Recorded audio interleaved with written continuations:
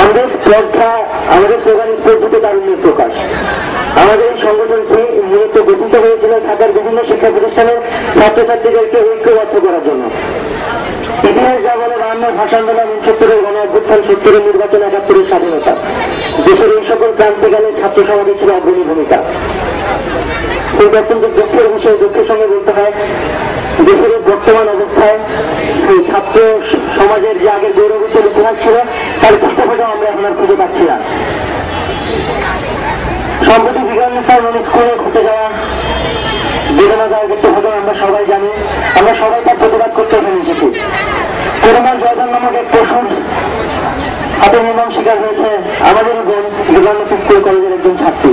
এটা শুধু বিজ্ঞান স্কুলের জন্য লজ্জা নেই, এটা সমগ্র শিক্ষক এবং ছাত্রছাত্রী সমাজের সকলের জন্য একটা কষ্টের বিষয়। আমরা সবাই আজকে এখানে ঐক্যবদ্ধ হয়েছে তার প্রতিবাদ করার জন্য। এই আজকের এই সমাবেশটা আয়োজন করতে গিয়ে আমাদেরকে অনেক রকম সমস্যার সম্মুখীন হতে হয়েছে। আমরা স্পর্ধারা, আমরা দেশের বিভিন্ন শিক্ষা প্রতিষ্ঠান নিয়ে গঠিত একটি সংগঠন, আমি আগে বলেছি। আমি সবাইকে একটা ব্যাপার একটু পরিষ্কার করে বলে দিতে চাই, স্পর্ধার কোন রাজনৈতিক লোকের ভিত্তি করে না।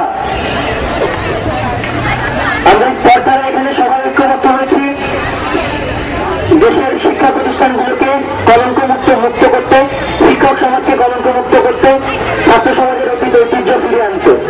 আজকে আমরা এখানে সবাই আমাদের ছাত্ররা আমাদের সমস্যাগুলো নিয়ে কথা বলবো। এখানে বিজ্ঞান স্কুল আছে, আমাদের ডাকে সাড়া দিয়েছে ঢাকা বিশ্ববিদ্যালয়ের বিভিন্ন ছাত্র সংগঠন, Nabagram college, city college, Raju college, milestone college, ideal school and college. আমরা সবাই এখানে কথা বলবো। তো আজকে অনুষ্ঠান পরিচালনা করার জন্য আমি নবগ্রাম কলেজের ছাত্র এবারে এসএসসি পরীক্ষার্থী সাকিব রহমানকে অনুষ্ঠান পরিচালনা করার জন্য অনুরোধ করছি।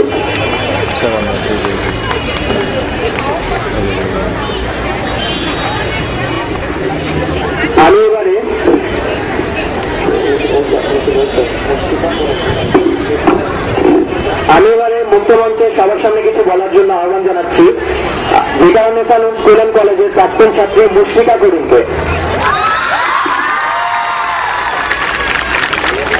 তাদের সকলের জন্য আমার আন্তরিক ধন্যবাদ, তাদের সকলকে। আজকে আমরা এখানে সমবেত হয়েছি কারণ আজকে আমাদের দেয়ালে পিঠ থেকে গেছে। আজকে এমন একটি সময় আমরা কখনো চিন্তা করিনি যে ধর্ষণের মতো একটি ঘৃণিত শব্দ নিয়ে আজকে আমাদের শিক্ষকদের সাথে এখানে আসতে হবে।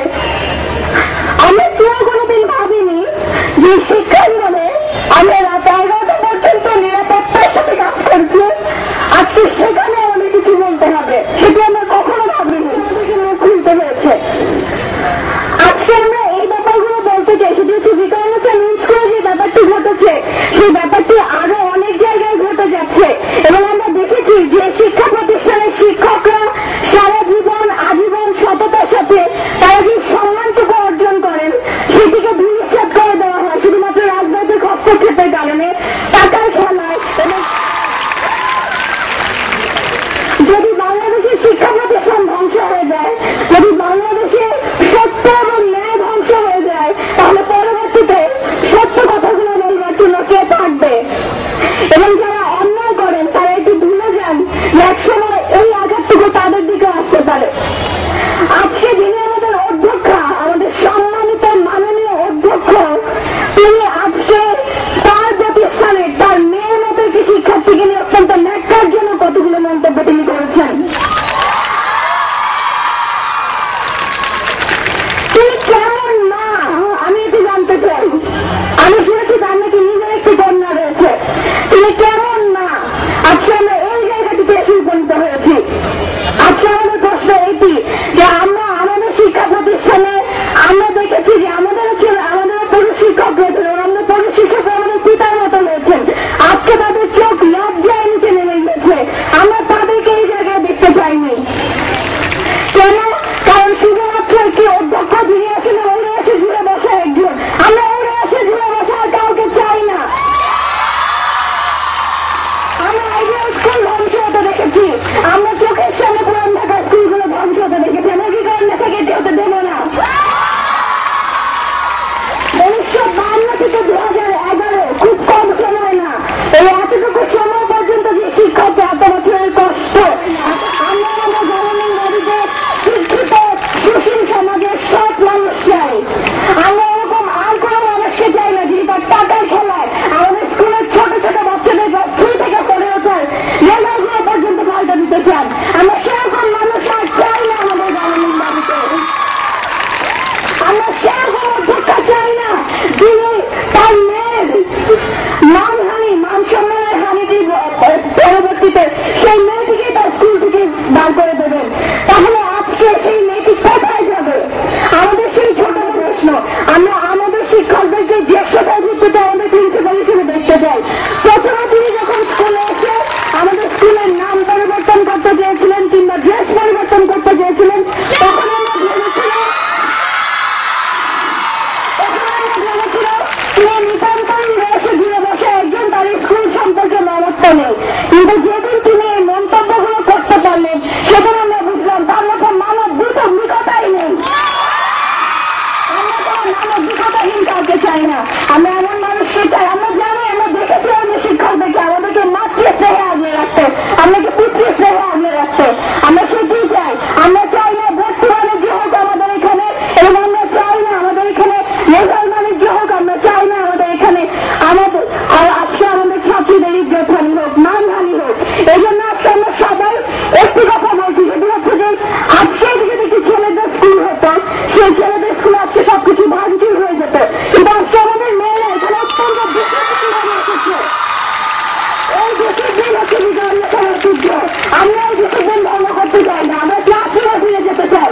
সেই পরিস্থিতিকে সৃষ্টি করুন। এই গভর্নিং বডির পদত্যাগ আমরা চাই, এই অধ্যক্ষের পদত্যাগ আমরা চাই, এবং জ্যেষ্ঠতার ভিত্তিতে আমাদের শিক্ষক যারা আজীবন এই স্কুলটির জন্য পরিশ্রম করেছেন তাদেরকে আমরা অধ্যক্ষ রূপে দেখতে চাই।